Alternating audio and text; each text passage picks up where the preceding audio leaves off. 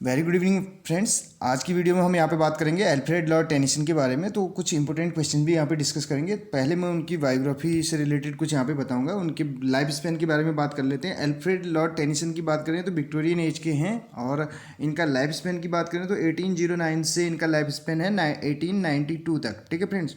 और जन्म अगर इनकी बात करें, डेट की बात करें तो 6 अगस्त को हो रखा है इनका जन्म। 6 अगस्त 1809 को हो रखा है। 6 अगस्त 1809 एंड 6 अक्टूबर 1892 में इनकी क्या हो रखी है, मृत्यु हो रखी है, डेथ हो रखी है। ठीक है, तो ये तो था इनका लाइफ स्पेन फ्रेंड्स। तो इसके बाद अब हम इनसे रिलेटेड कुछ इंपॉर्टेंट इनके जो वर्क्स हैं उनको जानेंगे और उसके बाद यहाँ पे जो एमसीक्यूज हैं उनको सॉल्व करेंगे फ्रेंड्स। तो वीडियो के अंत तक बने रहिएगा फ्रेंड्स। अगर वीडियो आपको पसंद आए तो अधिक से अधिक शेयर कीजिएगा फ्रेंड्स, क्योंकि मोर देन 280 वीडियोज यहाँ पे अवेलेबल हैं आपके लिए, चाहे बात करें इंग्लिश लिटरेचर, ग्रामर और स्पोकन इंग्लिश से रिलेटेड। तो फ्रेंड्स आप लोगों का सहयोग उस तरीके से नहीं मिल पा रहा है जितने की आपसे उम्मीद की जाती है यहाँ पे। तो आप यहाँ पे मान के चलिए, अब भी जो हमारा ये जो फैमिली है साई इंग्लिश क्लासेस की, ये 1400 के आसपास पहुँचने वाली है। लेकिन अगर एक कैंडिडेट, एक व्यूअर्स, अगर आप लोगों में से अगर एक व्यक्ति भी अगर ज़्यादा नहीं 5 मिनट का टाइम भी देता है, अगर अपने व्हाट्सएप, फेसबुक वगैरह जहाँ भी जितने भी अकाउंट्स हैं उनमें अगर शेयर कर दे, तो ये जो 1400 की फैमिली है ना, ये अब लगाइए अगर एक व्यक्ति 5 लोगों को भी अगर शेयर करता है, 5 लोगों को जोड़ने का काम करता है, तो कहाँ से कहाँ पहुँच जाएगा। तो फ्रेंड्स मैं कह रहा हूँ कि अगर आपको वीडियो पसंद आए तो तब आपको शेयर करना है, नहीं आए तो कोई बात नहीं, आप वीडियो को वॉच करिएगा अंत तक। अगर वीडियो आपको पसंद आए, रियल में आपको लगे कि ये शेयर करने लायक है, तो ज़रूर कीजिएगा फ्रेंड्स। अगर वीडियो पसंद आए तो आप कमेंट करना भी ना भूलिएगा। तो स्टार्ट करते हैं यहाँ पे। पहला क्वेश्चन जो है, तो उससे पहले मैं यहाँ पे बता रहा था कि इनके वर्क्स के बारे में हम जान लेते हैं। तो अब मैं बात करूँ तो अल्फ्रेड लॉर्ड टेनिसन है, इनको रिप्रेजेंटेटिव पोएट कहा जाता है। किसका? विक्टोरियन एज का। रिप्रेजेंटेटिव पोएट कहा जाता है किसका? विक्टोरियन एज का। विक्टोरियन एज की बात करें तो विक्टोरियन एज का टाइम पीरियड सबसे पहले मैं यहाँ पे बता दूँ। विक्टोरियन एज का जो टाइम पीरियड है 1837 से लेके 1901 तक है। यानी कि हम बोल सकते हैं इसको 1837 का मतलब है ये 19th सेंचुरी मानी जाती है फ्रेंड्स। जैसे कि अभी 2022, यानी कि ये 20वीं सदी नहीं बोल के इसको क्या बोलेंगे, 21वीं सदी, क्योंकि 2022 चल रहा है ना, ये देखिए 2022 चल रहा है, तो इसको 21वीं सदी बोलते हैं। तो ऐसे 1837 को 18वीं ना बोल के 19वीं सदी बोला जाएगा, 19वीं शताब्दी यहाँ पे बोला जाएगा, या 19th सेंचुरी बोलेंगे। ठीक है, तो पहला क्वेश्चन जो है ये देखिए, when was Darwin's origin of species published. तो कब हो रखा है ये पब्लिश? तो इस क्वेश्चन का आंसर यहाँ पे हम बता देते हैं पहले, इसके बाद आगे की जो क्रिएशंस हैं उनके बारे में डिस्कस करेंगे। तो पहला क्वेश्चन जो स्क्रीन पे आपको दिख रहा है यहाँ पे, व्हेन वाज, आप देख सकते हैं, when was Darwin's species published कह रहे हैं, ओरिजिन ऑफ स्पीसीज पब्लिश्ड कब हो रखा है? तो 1859 में हो रखा है फ्रेंड्स। इसका जो पहला ऑप्शन जो है ये करेक्ट हो जाएगा यहाँ पे। तो बढ़ते हैं अगले क्वेश्चन की ओर। उससे पहले मैं यहाँ पे इनके वर्क्स बता दूँ। ठीक है, तो इनके जो वर्क्स हैं, पोएम्स बाय टू ब्रदर्स करके इनका जो है पहला जो है वर्क है इनका, जो कि टेनिसन का फर्स्ट वर्क कौन सा है, पोएम्स बाय टू ब्रदर्स करके है। 1827 में ये वर्क इनका पब्लिश हो रखा है। ठीक है फ्रेंड्स, इसके बाद बात करें टिम्बक्टू करके, आपने नाम सुना होगा, टिम्बक्टू करके नाम है फ्रेंड्स, इनकी क्रिएशन है टिम्बक्टू करके। तो इसके लिए ये 1829 में पब्लिश हो रखी है और इसके लिए इनको चांसलर मेडल अवार्ड मिल रखा है। और बात करें तो इसके बाद पोएम्स चीफली लिरिकल करके आ रखा है इनका 1830 में। इसके बाद एक इनका कलेक्शन है पोएम्स करके। ठीक है, ये वॉल्यूम है जिसमें कि इन मेमोरियम आपने सुना होगा, जो कि 1850 में पब्लिश हो रखा है। और इसके साथ साथ अगर बात करें द प्रिंसेस, ये भी इनका 1850 करके, ये जो कि वुमेंस राइट्स के बारे में है, ये वर्क भी इसी में आता है। किसमें? पोम्स करके। Odd on death of the Duke of Wellington करके, ये वर्क भी इनका किस में आता है? पोम्स करके। ठीक है, पोएम्स करके ये एक इनका क्या है, कलेक्शन। ठीक है, इसमें मैंने बात की क्या, इन मेमोरियम जो कि डेथ पे लिखा गया है। किसके? इन्होंने लिखा है अल्फ्रेड लॉर्ड टेनिसन ने अपने फ्रेंड की डेथ पे, आर्थर हेनरी हेलम, AHH आपको पता होगा फ्रेंड्स। और ये क्या है, एक एलिजी यानी कि डेथ पे लिखी गई है, ठीक है। और बात करें प्रिंसेस के बारे में, द प्रिंसेस करके भी इनका एक वर्क है, मैंने बताया। तो वो किस पे लिखी गई है, महिलाओं के अधिकारों पे, राइट्स ऑफ विमेन करके। और इसके बाद बात करें, मैंने 3rd नंबर पे यहाँ पे वर्क बताया, odd on the death of a Duke of Wellington करके 1854 में। इसके अलावा एक और इम्पोर्टेंट इनका वर्क है, आपको पता होगा, जो कि पैट्रियोटिक पोएम है, देशभक्ति से रिलेटेड यहाँ पे कविता बोलें तो the charge of the light brigade, the charge of the light brigade करके, जो कि आपको पता है किस पे बेस्ड है, क्रीमियन वॉर पे 1854। इसके अलावा मॉड करके आपने सुना होगा, इनका एक और वर्क है 1854 में ही, मॉड MAUD करके। तो ये सब इतने इम्पोर्टेंट वर्क्स किस में आ रखे हैं, सब ये पोम्स करके एक वॉल्यूम है, उसके अंतर्गत ये सारे वर्क्स हैं। मॉड जो कि इनका एक क्या है, एक मोनोड्रामा है। मोनोड्रामा की बात करें तो मोनो मीन्स होता है सिंगल, ड्रामा तो आपको पता ही है, जैसे मोनोलॉग भी आपको पता होगा। मोनोलॉग जैसे कि रॉबर्ट ब्राउनिंग का है, कौन है उसके मास्टर, रॉबर्ट ब्राउनिंग, जो कि विक्टोरियन एज के ही हैं वो भी। तो फ्रेंड्स ये कुछ वर्क थे इनके। इसके अलावा ideals of the king, ideals of the king यानी कि जो किंग के एक आइडियल्स, आदर्श जो एक किंग के लिए सेट किए जाते हैं, राजा के लिए, वो भी इसी में है इनका। इसी जो वॉल्यूम है, इसी का एक पार्ट है बोल सकते हैं, आइडियल्स ऑफ द किंग करके। आपने सुना होगा ये ideals of the king, ideals में स्पेलिंग IDYLLS करके है, आइडियल्स ऑफ द किंग 1859।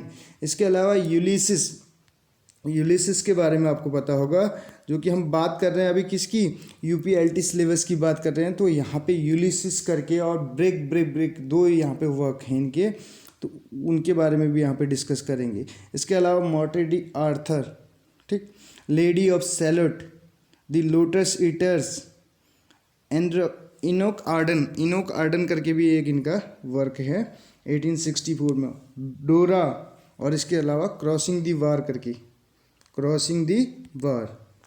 ये सारे वर्क किस में आ रखे हैं, इनका जो वॉल्यूम हमने जो द पोएम्स करके यहाँ पे बताया, जो पोएम्स करके जो इनका वॉल्यूम है 1833, उसके अंतर्गत ये सारे वर्क्स हैं, ये आपको ध्यान रखना। डोरा क्या है इनकी, डोरा के बारे में बात करें तो डोरा एक आइडियल बोल सकते हैं, विच वॉज क्या, ग्रेटली अप्रिसिएटेड बाई वर्ड्सवर्थ। अब ये क्वेश्चन बनता है, वर्ड्सवर्थ से कौन सा वर्क जो है इनका क्या है, प्रभावित हो रखा है, ठीक है।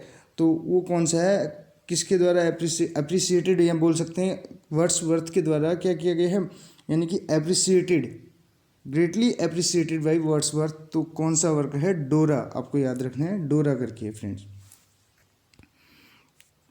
तो इसके अतिरिक्त बात करें इनके प्लेज की, प्लेज इनके क्या क्या हैं, जो इनके प्लेज हैं उनके बारे में बात करेंगे। इससे पहले कि हम सेकंड क्वेश्चन यहाँ पे सॉल्व कर लेते हैं, how old was Queen Victoria when she ascended the throne.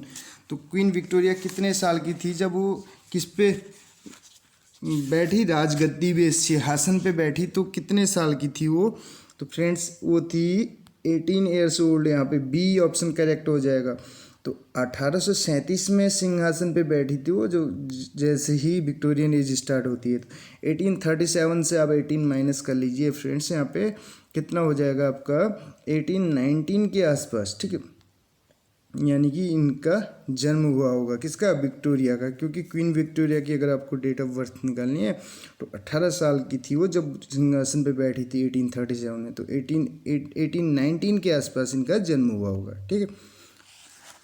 तो नेक्स्ट क्वेश्चन यहाँ पे डिस्कस करेंगे, उससे पहले मैं यहाँ पे इनके प्लेज के बारे में बता दूँ। प्लेज के बारे में हम डिस्कस कर रहे थे, इनके जो प्लेज हैं वो कौन कौन से हैं।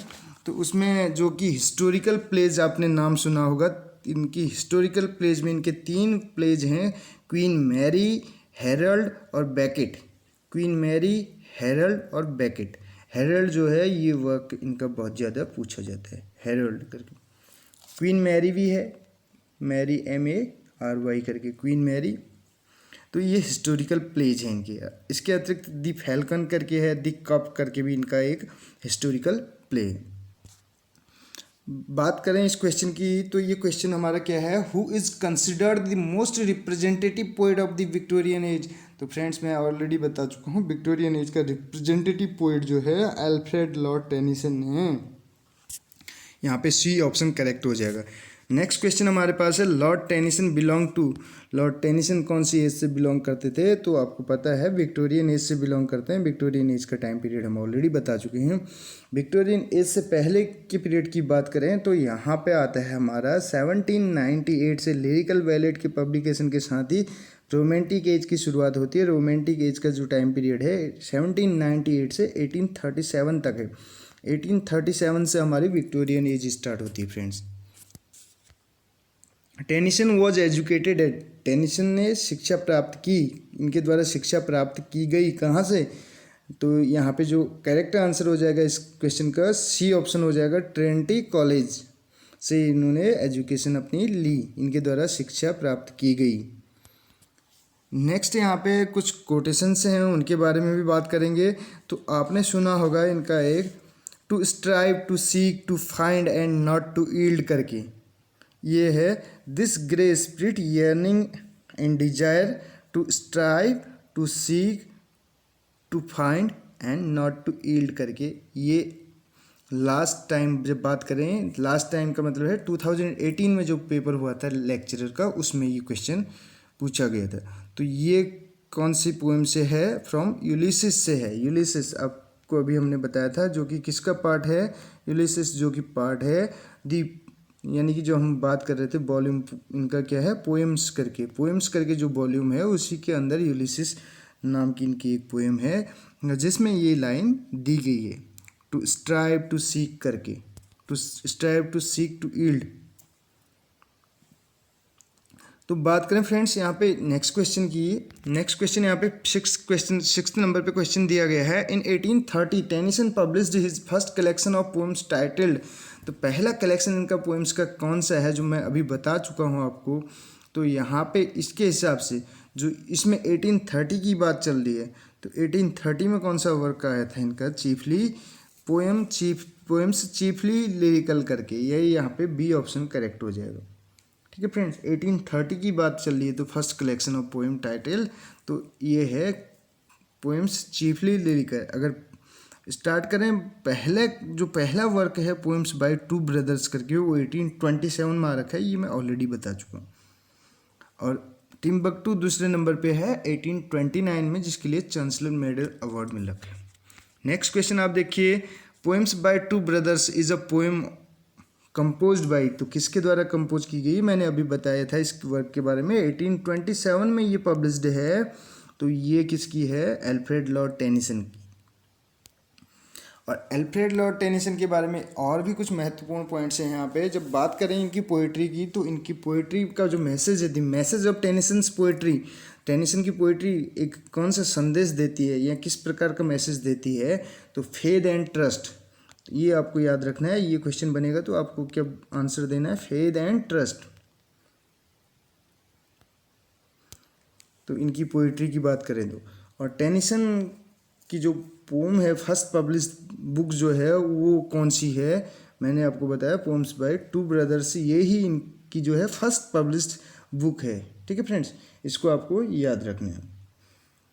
और इसके अतिरिक्त बात करें तो टेनिसन के बारे में कुछ इंपॉर्टेंट पॉइंट्स यहाँ पे मैं बताने जा रहा था। टेनिसन पोएट लॉरेट कब बनते हैं, 1850 में। 1850 में ये पोएट लॉरेट बनते हैं। 1843 में कौन थे पोएट लॉरेट, 1843 से 1850 तक विलियम वर्ड्सवर्थ के बाद जो हैं टेनिसन पोएट लॉरेट बनते हैं 1850 से लेके 1892 तक, टिल हिज डेथ। ठीक है, और ये सबसे लंबे पीरियड के लिए, लॉन्गेस्ट पीरियड के लिए पोएट लॉरेट रहते हैं। अब बात करें 1843 में तो वर्ड्सवर्थ, इनसे पहले की अगर पोएट लॉरेट की बात करें तो 1830 में रॉबर्ट सदे करके, आपने नाम सुना होगा, सऊदी करके, तो वो पोएट लॉरेट थे। पोएट लॉरेट से रिलेटेड भी ऑलरेडी हम वीडियो बना चुके हैं। और इसके अतिरिक्त नोबेल प्राइज़, साहित्य अकेडमी, ये सारे इन टॉपिक्स पे वीडियोज अवेलेबल हैं, आप प्लेलिस्ट में जाके चेक कर सकते हैं अगर आप लिटरेचर सीखने में इंटरेस्टेड हैं तो। नेक्स्ट क्वेश्चन देखिए, love your enemy bless your haters. यानी कि अपने एनिमी से क्या करिए, लव करिए गए, जो आपके शत्रु हैं उनसे स्नेह कीजिए। ब्लेस योर हेटर्स, अपने हेटर्स को क्या करिए, ब्लेस कीजिए।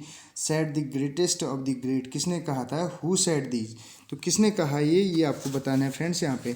तो यहाँ पे ऑप्शंस आपके पास हैं, टेनिसन है ऑप्शन में आपके पास, और इसके अतिरिक्त आप देख सकते हैं यहाँ पे कार्लाइल, ब्राउनिंग, मिल्टन। तो फ्रेंड्स इसका जो करेक्ट आंसर है ये रॉबर्ट ब्राउनिंग ने कह रखा है। तो ये वीडियो तो रिलेटेड है टेनिसन से, लेकिन इसमें ये कोटेशन आपको हमने ये वाली रखी है ताकि ये आपको याद रहे, क्योंकि सारे क्वेश्चंस आपको यहाँ पे टेनिसन से रिलेटेड नहीं मिलेंगे। विक्टोरियन एज की बात चल रही है तो विक्टोरियन एज में रॉबर्ट ब्राउनिंग की भी बात हम करेंगे हम। तो रॉबर्ट ब्राउनिंग ने कह रखा है, love your enemies, bless your haters, ये आपको याद रखना फ्रेंड्स। नेक्स्ट क्वेश्चन नंबर 9 है यहाँ पे, Tennyson received the chancellor's prize in the year. तो चांसलर्स प्राइज किसके लिए मिला है, मैंने बताया था टिम्बक्टू के लिए मिला है, 1829 में मिला है फ्रेंड्स, ये आपको याद रखना। Tennyson received the chancellor prize for the poem, already बता चुके हैं इस क्वेश्चन का आंसर कितनी बार, तो ए आंसर यहाँ पे हो जाएगा टिम्बक्टू करके। नेक्स्ट देखिए, which of Tennyson's love poem begins starkly with the words I hate. I hate से कौन सी पोएम इनकी स्टार्ट होती है, तो यहाँ पे इनकी जो पोएम है वो कौन सी है, मॉड, मोनोड्रामा करके हमने बताया था, मोनोड्रामा। मॉड को ही किस नाम से जाना जाता है, इसका जॉनर क्या है, मोनोड्रामा है ये। मोनो का मतलब होता है सिंगल, आपको ये याद रखना है friends. Tennyson succeeded Wordsworth as the poet laureate, तो कब बनते हैं ये पोएट लॉरेट, तो 1850 में, ये आपको याद रखना है friends. Next question, Tennyson's in memoriam expresses his deep sense of bereavement at the death of his friend and critic. तो मैंने ऑलरेडी बताया था, इन मेमोरियम जो है इसमें ये एक्सप्रेस करते हैं अपनी deep senses of bereavement at the death of, किसकी डेथ पे, अपनी फ्रेंड, इनका फ्रेंड, और जो क्रिटिक है कौन है उसका नाम आपको बताना है यहाँ पे, तो वो हैं आर्थर हेनरी हेलम, ये आपको याद रखना है फ्रेंड्स। AHH, आर्थर हेनरी हेलम, ये आपको याद रखना है। आर्थर क्लो, ये आपको मैथ्यू अर्नोल्ड का क्या है, उनकी जो एलर्जी है थायरोसिस, उस पर बेस्ड है। यहाँ पे आपको कन्फ्यूजन बिल्कुल भी नहीं करना है, ठीक है, क्रिएट नहीं होना चाहिए कन्फ्यूजन किसी भी प्रकार का। Pauline is a work of, Pauline किसके वर्क है, पॉलाइन बोलिए या पॉलिन बोलिए, तो किसका वर्क है ये आपको बताना है। क्वेश्चन नंबर 14 है, तो ये वर्क है रॉबर्ट ब्राउनिंग का। रॉबर्ट ब्राउनिंग भी विक्टोरियन एज के ही हैं, लेकिन ये किसके लिए जाने जाते हैं, मोनोलॉग के लिए, ड्रामेटिक मोनोलॉग के लिए जाने जाते हैं, कौन, रॉबर्ट ब्राउनिंग। लॉग मिस होती है स्पीच, LOGUE करके, ठीक है। लास्ट क्वेश्चन यहाँ पे देखिए, which of the following is a deeply ambiguous narrative poem, यानी कि कौन सी एम्बिगुअस नरेटिव पोएम है। एम्बिगुअस मीन्स जिसकी मोर देन वन मीनिंग हो, जिसकी मीनिंग क्या ना हो, क्लियर ना हो, यानी कि एक से ज़्यादा जिसके अर्थ हो। Narrative poem that is a mixture of picaresque romanticism, तो मिक्सचर है किसका, picaresque romanticism and acceptable idealism का जो है मिक्सचर है, and that deals with the contemporary subject of women's higher education, जो किससे डील करती है, वुमेंस की हायर एजुकेशन से, उच्च शिक्षा से। रिटन बाय टेनिसन के द्वारा लिखी गई है। तो हम ऑलरेडी बता चुके हैं, जो वुमेन के अधिकारों के बारे में, महिलाओं के अधिकारों से रिलेटेड है, राइट्स ऑफ वुमेन, तो वो है द प्रिंसेस करके, ये आपको याद रखना है। और ये किसमें आ रखा है, पोएम्स करके इनका एक क्या है, वॉल्यूम है जिसका कि ये पार्ट है, द प्रिंसेस करके। अब बात करते हैं कुछ और जो इनके वर्क्स हैं या जो कोटेशंस हैं उनके बारे में, ठीक है फ्रेंड्स। तो इनकी जो कोटेशंस हैं वो मैं ऑलरेडी बता चुका हूँ। एक मॉर्टिन डी आर्थर में इनकी एक कोटेशन है, the old order changed, the old order changed yielding place to new. अब यानी कि जो ओल्ड ऑर्डर है वो चेंज हो गया, कहने का मतलब अब नए जो हम स्थान बना रहे हैं, किसके लिए बना रहे हैं, प्लेसेस टू न्यू ऑर्डर्स के लिए यहाँ पे स्थान बनाया जा रहा है, कहने का मतलब है। इसके अतिरिक्त एक फेमस लाइन है जो कि मैं बहुत पहले से इसको यूज करता हूँ और बहुत अच्छी मेरे को ये लगती है लाइन, ये कोटेशन इनका जो है दिल को छू जाता है। For man may come, for man may go, for man may come, for man may go, but I go on for ever. यानी कि कहने का मतलब है आदमी जो है वो आते रहते हैं जाते रहते हैं, बट हम क्या करते हैं, आई गो ऑन फॉर एवर, मैं हमेशा ही चलते रहता हूँ, ठीक है। दी ब्रूक करके, फ्रॉम दी ब्रूक करके, दी ब्रूक करके इनकी एक पोएम है, उसकी लाइन है, ये लाइन आपको याद रखनी है, man may come and man may go but I go on for ever. और तो फ्रेंड्स ये थे कुछ यहाँ पे डिस्कस किए हमने इनके वर्क्स और इनसे रिलेटेड कोटेशंस। कैसी लगी आपको वीडियो ज़रूर बताइएगा। अगर वीडियो आपको पसंद आई हो तो अपने फ्रेंड्स के साथ शेयर करना ना भूलिएगा। Thank you so much friends, मिलते हैं अगली वीडियो।